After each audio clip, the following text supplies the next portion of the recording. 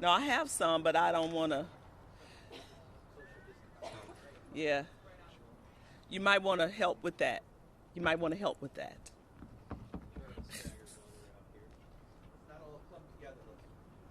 Yeah, because I assure you, somebody's going to call me and say, y'all are not practicing social distancing.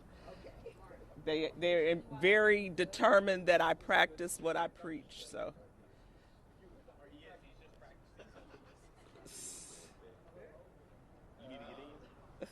I think, are we, how are we looking?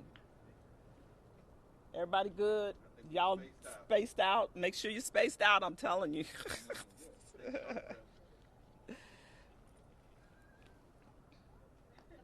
Okay, it's 2 o'clock. We're going to go ahead and start. First of all, thank you all for being out here today. I want to start off our press conference today by giving you a brief update on the status of COVID-19 pandemic as it relates to East Baton Rouge Parish, along with our proactive measures.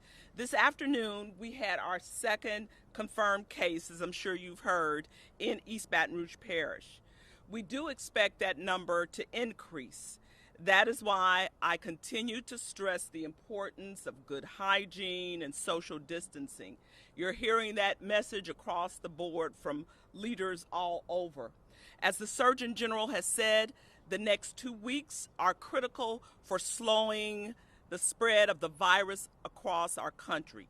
Please follow the recommendations laid out by the CDC, the Louisiana Department of Health, and my office. Today, we resumed testing at our drive-through community testing site at Baton Rouge General Mid-City. Yesterday, we chose to end testing early so we would not run out of supplies. Today, we are resuming testing only for patients who faxed in their orders prior to 6 p.m. yesterday. My team convened the COVID-19 Medical Task Force last night to update testing protocols to ensure our most vulnerable patients receive a COVID-19 test. The site will begin accepting new orders Thursday as COVID-19 tests become available. The site will remain open on a day-by-day basis as supplies allow. Monday through Friday. Right now, the hours will be 1 to 3 p.m. Those tests will be sent to a private lab with results sent to doctors in 3 to 5 days. Let's be clear, this drive-through testing site is an initiative led by my office and area physicians. It is staffed by private doctors from our hospitals and our clinics. Those hospitals and clinics are the ones who are donating these test kits. And so we are working aggressively to obtain additional tests for our community. Now, another issue before I go into our economic development announcement. We are in need of people to donate blood. As a result of this crisis, we are seeing our blood supply go down, and so we are in need of blood donations. You can reach out to any of the health facilities in our area, and they will give you direction in terms of blood donations. Now to today's announcement. We are announcing a series of measures that we hope will drive commerce and activity into our local businesses. The city parish is working to alleviate the impacts of the ban. I want to begin by thanking Stephanie Ferris for hosting us this afternoon at Zeeland Street Market. Since the beginning of my administration, we have worked to marshal the resources of government in an effort to empower and grow small businesses in our community. This has been crucial to our community's economic growth, and these efforts will not falter in times of crisis. As I often say, Baton Rouge is open for business. This phrase is not something that I nor anyone in my administration takes lightly. Small businesses, especially our local restaurants, bars, caterers, gyms, and movie theaters, employ 32,303 employees in the Baton Rouge metropolitan area. These employees account for our workers at a cost of $638 million in 2019 payroll and $117 million in 2019 taxes. The business sector shapes our local economy and our way of life here in Baton Rouge. These businesses contribute to the diversity and uniqueness that is present in our local economy. Our rich diversity and cultural history are our strongest assets. When we handle unique situations like the one that COVID-19 presents, this sector becomes increasingly fragile when we take measures to protect our employees and our consumers. After consulting with our finance department and our parish attorney, I signed an executive order that will extend the time for filing East Baton Rouge Parish local sales tax returns for 30 days. Thus, returns for the period of February of 2020 and March of 2020 are extended and would be considered timely if filed on or before April 20th and May 20th, 2020, respectively. We are hopeful that this order will provide a brief respite to the businesses in our community that will be affected by COVID-19. There will not be interest or penalties associated with the tax remittances for February or March if paid by the deadline. A couple of key other points I want to stress. There will not be a degradation of city parish services as a result of this. This will apply to all dealers who collect the sales taxes on our behalf. There will be no impact to the MOVE EBR bond rating. And state law gives city parish the authority to collect and make adjustments. We do not believe a 30-day deferral of some sales tax remittances and not assessing interest and penalties for those 30 days will have a significant impact on our cash flow. However, this is not meant to be the only solution that we have to helping inject more activity into our economy. There are other partners we are bringing into our fold that will be crucial to helping get through this period of time.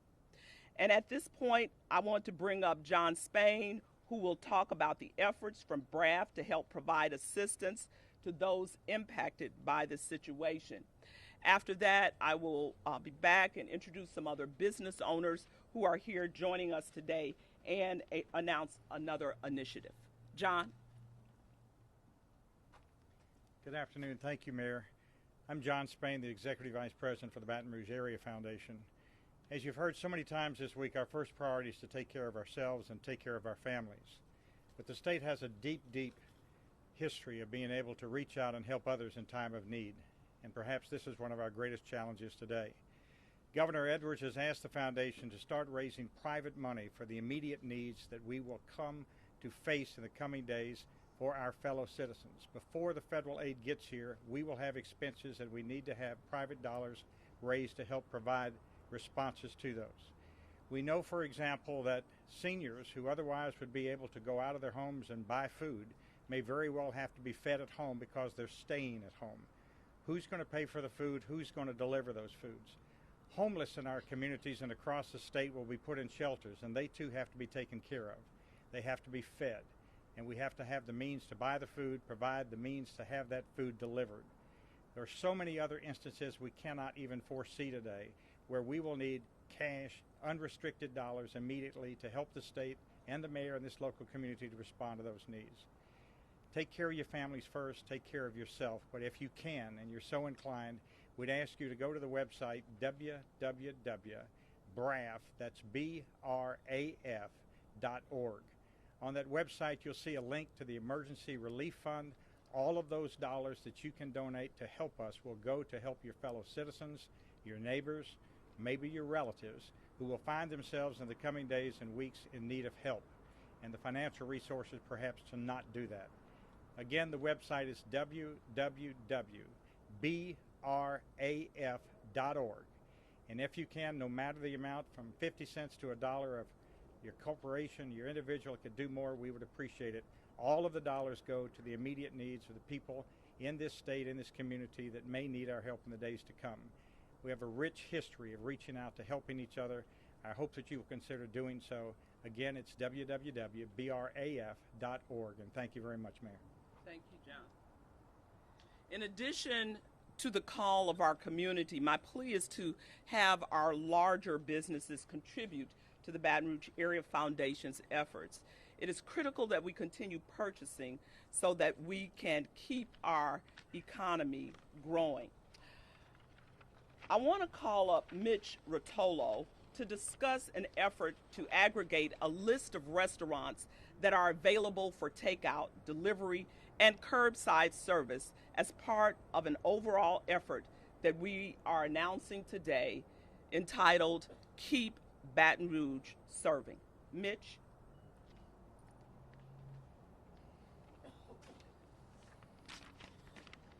Thank you, Mayor. Yesterday I sat in a meeting with a few business owners and leaders with the mayor's team, and it was very clear how quickly she wanted to work to keep business moving in Baton Rouge. Within one day, we're here today announcing this initiative to keep Baton Rouge serving. And the idea is, as a hospitality person in the restaurant business, and we are a hospitality state, if these businesses don't survive this crisis, we're going to have a lot of leases available, a lot of people out of work, and the big box food is just going to take over Baton Rouge culture, which none of us want. So with the mayor's direction and support, businesses who don't have marketing budgets to announce the things that we want to do, by using the mayor's office and Visit Baton Rouge and 225 and all the industry that's helping us put this together, we've come up with a pretty smart campaign, I think, to support local servers. We're going to ask businesses and restaurants that are not drive-through, that are dine-in, that don't have capability to be open for any other business other than table service, to join in supporting their servers and their staff. At Rotolo's, we're going to do our best to support all of our team as long as we can, but we also are going to have a give-back campaign. We're pushing gift cards. You heard the mayor talk about gift cards from other businesses. Buy gift cards from local restaurants for your staff, for somebody else, or just for a gift, or to use at a later date to keep those businesses alive and afloat. Part of this campaign is going to be exactly just like any other fundraiser you would see at a local small mom and pop business. We're going to give 20% of those proceeds right into that server's pocket. The business will honor full value of the gift card. The server gets 20% of the gift card purchase right there in their paycheck that week. This will allow us to keep our doors open for takeout, hopefully drive more traffic, and help support those servers through their in their paychecks. The gift cards don't expire. They have a lifetime guarantee. They'll keep small business afloat. The cash, I didn't even know the sales tax was being announced. I can't tell you how important that is to a small business that makes a payroll. This week's Friday, sales tax due on Thursday. That's going to keep cash in small businesses to make it another month. So I appreciate that for sure. And I'll be here for a while if anybody has any questions after this. But thank you for your help in doing this. Thank you so much.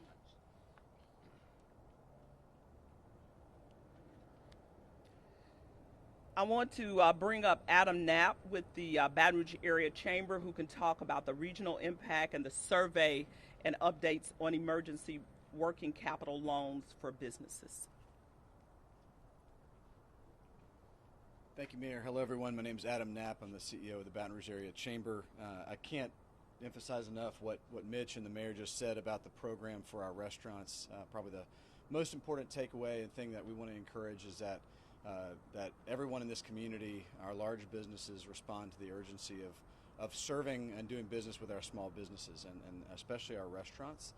And the idea that large businesses can take advantage of this also to help their remote workers as a way to help them. They can do business with them and want to encourage that they consider doing that. And then we have kind of a win-win for both the large employers with remote workers and helping our local restaurants, our small restaurants at the same time. We know that many of our restaurants may be down as much as 70 or 80% without dine-in customers, and so that can really affect their ability to keep up, as you heard from Mitch. And so helping our restaurants to shift to that is going to help change the behavior of folks that eat out in our community, and that's something we're going to be needing to do more and more as a change all of our behavior to make sure we're doing that. I just want to share a few of the things that are happening. The state of Louisiana has been approved for SBA disaster loans statewide. Hopefully that is going to be changing and coming down officially from the SBA in the next 24 hours. And so while businesses who are trying to apply today still may be finding that they cannot yet apply, we have been able to get all of that through in the last 24 hours with some big pushes from a lot of folks to submit information to the state, to the parish offices, and to get those applications in is the next step. That will provide working capital to businesses, especially small businesses. Small businesses are those with 500 or less employees. So this includes many of the businesses in our community. Probably 95% of the businesses in our community have fewer than 500 employees. And so we have the ability to take advantage of this program. It's up to $2 million. The interest rate is about 3.75%. It's also available for nonprofits at 2.75%, and something that can help give a way to pay debt, to pay payroll, take care of accounts payable, those operating costs that are necessary in this period right now. So that should be coming out in the next day or so, that you'll be able to go through the applications process. We encourage everyone who might need that to go to sba.gov/disaster, sba.gov/disaster on your favorite browser. You can get out information on how to access these programs. The second thing is, if you have a temporarily displaced worker, those that if you just temporarily have closed doors to try to sort of sort things out, your workers who have been either hourly or permanent can go and take advantage of unemployment insurance. We encourage them to go to the state Louisiana Workforce Commission website, laworks.net, and look up information about how to take advantage of unemployment insurance. That could help employees of restaurants who may have decided to hang on for a minute before deciding what to do. Their people can go take advantage of this. So encourage folks to go and check out if that's something that is available to them as they are potentially temporarily displaced. A few statistics that the mayor wanted us to just help with getting out. We've had about 170 responses to the business survey that we've provided. We have seen that about 98% of responses say that they have changed their travel or meeting schedule. So the good news is that we're seeing that employers are responding to this and how they're changing how their employees are doing travel and meetings. As of Tuesday's results, about half of the employers have changed their operational hours as a result of what's happening. And that has shifted. As of last Friday, it was about 25% had changed their operational hours. So this is changing each day. We're seeing more and more folks are changing their hours. 65% of employers had put in place some kind of workplace restrictions or are preparing to do so, but still 35% of employers have not done so. So we're continuing to encourage that employers consider to find ways to make sure that social distancing does include your work sites, and that many who can do so are trying to find ways to do so. This is information we can provide you offline. About 63% of companies report that they have or are planning to cancel some kind of project expansion or investment. So what that looks like is different for each size of employer, but we are already seeing that companies are planning to make changes in their behaviors, and that's still something that is changing. We asked about whether this was affecting their expected sales or revenues in the first or second quarter. 16% of businesses say they expect their revenue forecast to be the same, but about 60% are saying they are expecting some amount of significant or major shifts in their revenue or sales across all sectors over the course of the first and second quarter. So it just gives you a picture of how rapidly and significantly this could change and affect our regional economy, sharing with what the mayor said about the number of employees in just restaurant and bars, something we're all paying quite a bit of attention to. Thank you. Thank you, Adam. And so before I make my challenge to the community, I want to thank everyone who has assembled here today. Many of them are from the restaurant community. Of course, you heard from Mitch Rotolo of Rotolo's Craft and Crust Pizzeria. Also joining us today, we have Kendall King from Cajun Cowboy, Mr. Frank Brown from Bayou Cafe. We also have Jerry Jones with the North Baton Rouge Economic Development District, and of course, Davis Ward, DDD, and Paula Rigo from Visit Baton Rouge. And so I am putting out this ask to our employers in our area. I challenge every large business to purchase 500 gift cards at our small local businesses and distribute them to your employees that are impacted by our current situation.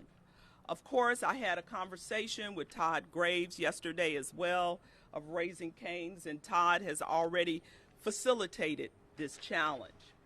Imagine the impact that we can generate if the top 100 businesses purchase 500 cards each. Those 50,000 gift cards can make the world of difference to our local businesses and impact employees. Times like this are when we need your support the most. I want to thank 225 for being connected to this project and offering a list of those restaurants. In conclusion, I want to let the business community know that I deeply understand and I certainly empathize with you, and I understand what you are going through. That's why we're here today. I've been fortunate enough to frequently support our small businesses and advocate for them. In fact, recently I've been trying to go to restaurants and encourage our citizens to do the same. It's called practicing what I preach. And so I really want people to consider drive-through and pick up. Today I will be doing a pickup right here at Zealand Street Market. We're facing this crisis as a community, and I need all of us to rally together to show compassion for our neighbors and our small businesses.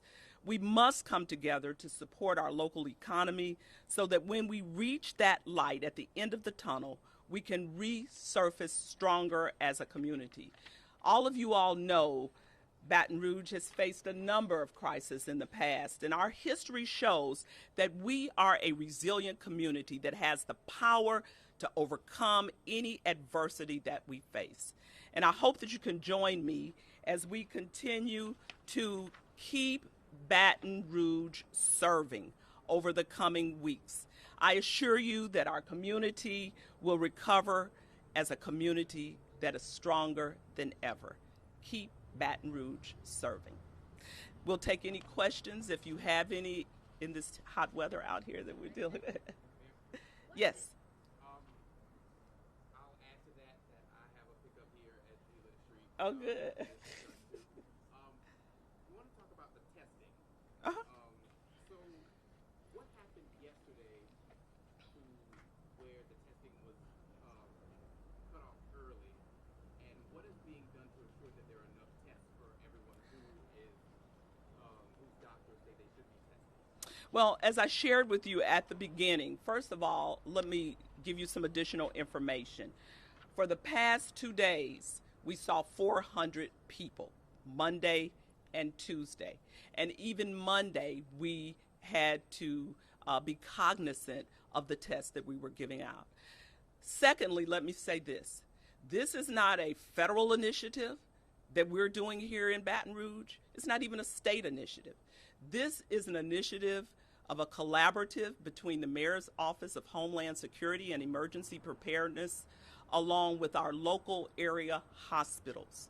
So these hospitals are coming up with the kits. Of course, I will tell you that we've been in constant communication with the Office of Public Health, and I am encouraged that as we take this day by day, that we will continue to have tests available.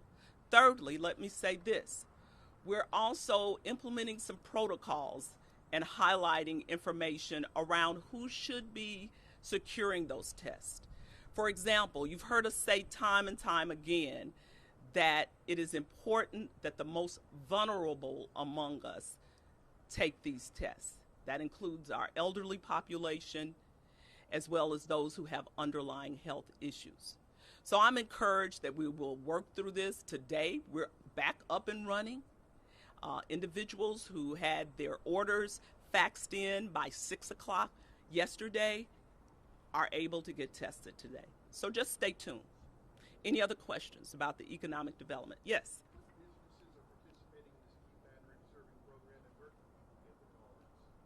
Mitch, you want to come up? We're asking as many businesses as possible to participate in the cards. So there is a website being built right now. There is a hashtag you can follow on social media.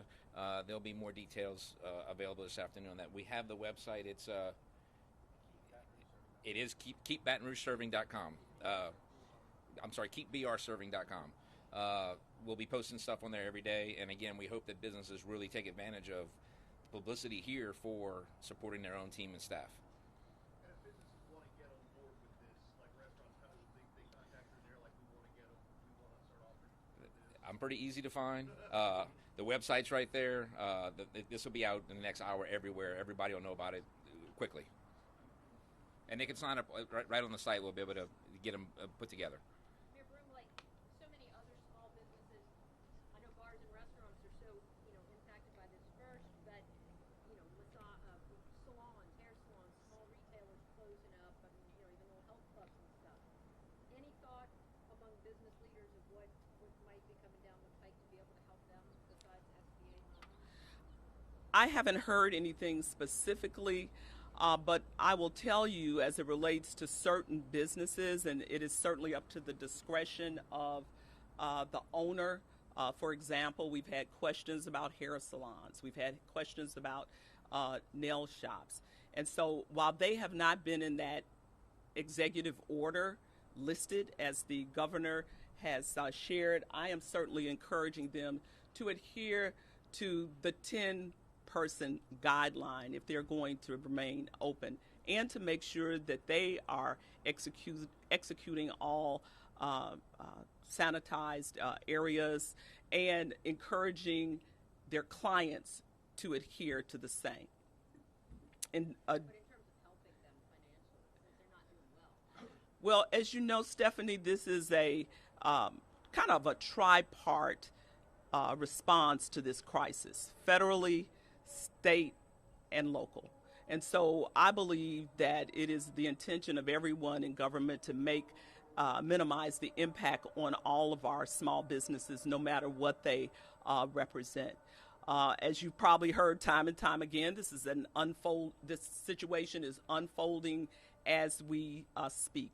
I believe it was yesterday that the president said he wants to now implement a $1,000 stipend to families. And so as you can tell, it's unfolding moment by moment. And I believe I have not had a deluge of calls from some of the other businesses about the impact. They just want to make sure that they are adhering to the guidelines and the recommendations. Any other questions? Okay. This will be our last question. Not business related, but it's something that you were very passionate about pretty much all week, is gatherings of people. Yeah. And there is a pastor in Central who is still having services in his church. What do you say to that? My message is consistent. We should adhere to the recommendations as it relates to the guidelines of social gatherings. That's it. Thank you. Thank you all. Thank you all. Thank you.